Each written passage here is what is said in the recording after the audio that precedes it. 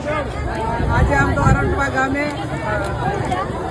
સામાજિક પ્રસંગમાં આપ સૌ પધાર્યા છો. યજમાન તરીકે મુખાજીના ભાઈ શું નામ? બધાભાઈના દીકરાના લગ્ન ને લગ્નની ખુશીમાં આપણે બધા અહીંયા શહેર સંબંધી સૌ આમંત્રિત લેવાનો અને બધા આપણે આવ્યા છીએ. પહેલા તો દીકરાને લગ્ન માટેની શુભેચ્છાઓ પાઠવીએ. મામેરું લઈને પણ મોહાળમાંથી આવ્યા છે, ખેડાથી, અને શહેર સંબંધી પણ મોટા પ્રમાણમાં છે. આજે હું 10-12 ઠેકાણે આપણા સમાજમાં લગ્નમાં ગઈ, અલગ અલગ ગામોમાં. છેક ત્યાં ભાભરથી કરી અને અહીંયા આરંટવા ને હજી ત્યાં દાનાજીને જવાનું બાકી છે. પણ આજ ખૂબ રાજીપો થયો. રાજીપો એ બાબતનો થયો કે સમાજે વગર મુકામેથી બંધારણ કર્યું એ પૂરેપૂરું સમાજ પાલન કરી દીધું. એટલે સમાજને બધાને નાથ ગંગાને ખૂબ ખૂબ વંદન કરું છું, આભાર માનું છું. અને બીજા સૌથી સારા સમાચાર એ મળ્યા કે બધા ઘંટિયામાં આમ કુંભામાં બધા રાવણામાં બેઠા હોય. મેં પૂછ્યું કે બેન આ પહેલી વખત આ વખતના 2 મહિનામાં આ લગ્નમાં એ ઠાકોર સમાજમાં અખાત્રીએ કોઈ જમીન નથી અડાણી મેલી, નથી કોઈએ વેચી કે નથી કોઈએ જમીન ઉપર લગ્ન પ્રસંગમાં કોઈએ ઉપાડ લીધો. આ લગભગ બધા ગામોની અંદર આ બધા સમાચાર સારા સમાચાર મળ્યા. નહીતર બંધારણ ન કર્યું હોત તો અખાત્રી આવે એટલે કાં તો કટકો અડાણો મેળવો પડે, કાં તો અડાણો હોય તો એના ઉપર લેવા પડે, અને તું ના હાલે એમ હોય તો પછી વેચવું પડે. આ 3 માંથી એક ગમે કઈ કરવું પડતું હતું. પણ બધા બુદ્ધિજીવીઓએ સમાજે બધી સાથે મળીને આ સમાજનું બંધારણ ખૂબ સારું કર્યું છે. આપણે કર્યું એટલે બીજા સમાજોએ 7-8 સમાજોએ કર્યું, અને એના કારણે વાતાવરણ પણ પૂરેપૂરું મળ્યું. અહીંયા એમને પાલન કર્યું ને આપણે પાલન કર્યું. એટલે જ્યાં શહેર સંબંધી હોય ત્યાં બધા આવું આપણું જે બંધારણ થઈ હચવે રહે એવું બધું જ્યાં તમારે બધાએ કહેવાનું પડતું હોય, કોઈકને આગેવાનોએ 2-5 જણાને કહેવું પડતું હોય તો કહેજો.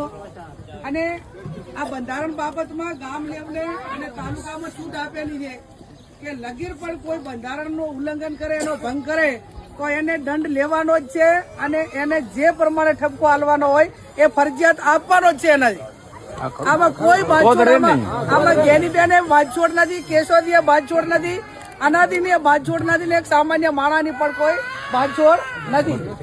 એટલે મહેરબાની કરીને કોઈ આજે સમાજે બંધારણ કર્યું છે એનો ચાહે ભંગ ના કરે એના માટે પૂરેપૂરી ખબર રાખજો.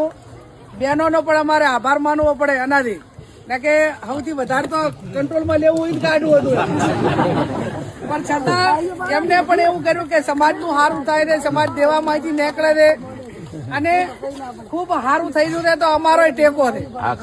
કે મામેરાનું નામેરાનું દાગીનાનું નહીં તો બધું તો અમારે જ હોય ને, બધું વધારે. પણ અમે પણ સમાજ માટે ભોગ આલ્યો છે કે હેડો સમાજનું સારું થતું હોય તો અમે પણ આ સમાજેથી નિર્ણય લીધો એના ભેગા. બીજું આ 2 મહિના દરમિયાન સમાજમાં એટલું વાતાવરણ સારું રહ્યું છે. આ ટાણે તમે જુઓ ને તો આ માંડવાનો બેહવાનો પ્રસંગ હોય કે રાવણાનો હોય કે અત્યારે વ્યવહારનો, તો આ ચાય દારૂની ગંધ નથી આવતી.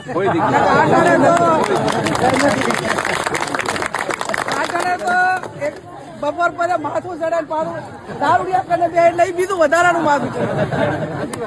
આજ તમે જુઓ આ 10-12 ઠેકાણે આટલા ફરી પણ ચાય મને આ પ્રકારની બધી જોવા મળી નથી. એટલે ભગવાન દારૂડિયાને સદબુદ્ધિ આલી છે, અને હું તો હબુતું બંધ કરે એવી ભગવાનને પ્રાર્થના, સદારામ બાપુને પ્રાર્થના. બીજો પણ એક સારો એવો ફાયદો થયો છે. ફાયદો એ થયો છે કે આ બંધારણ નતું એ પહેલા હું સવારે 7 વાગે ઉઠું ને ઘરે 6 વાગે કેટાણે 6:30-7 વાગે તો ઘરે 5-6 જણા આવીને બેઠા હોય, અને 5-6 જણા આવીને બેઠા હોય. કેમ બેઠા હોય?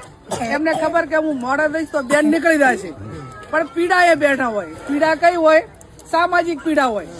કોઈને દીકરીનું હોય, કોઈને વહુનું હોય કે બેન આ લગ્ને ગયા હતા અને આ ડીજે વાળા હતા, અને આના કારણે આ દીકરી અને હિસાબે આવી ઘટના બની, અમારે વહુની ઘટના બની.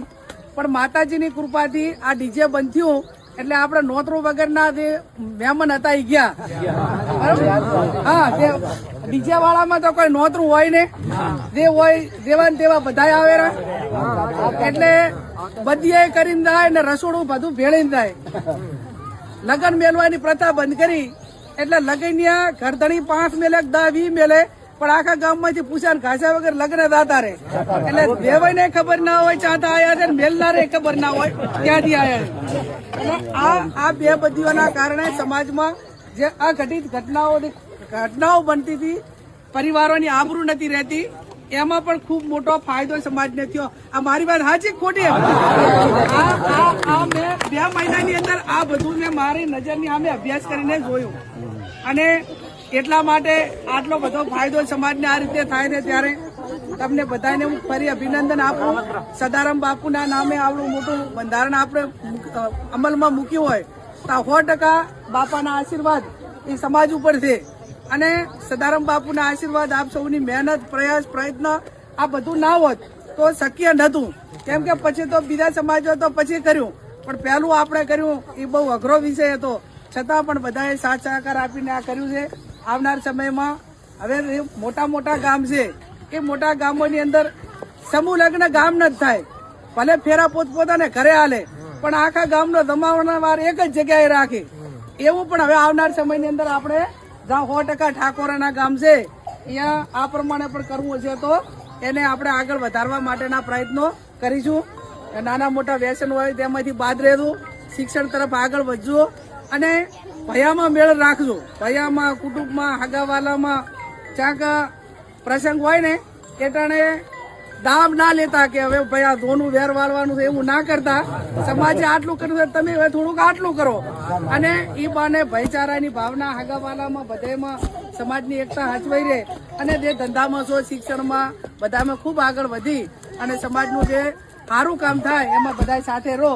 એ શબ્દ સાથે આપ સૌનો આભાર.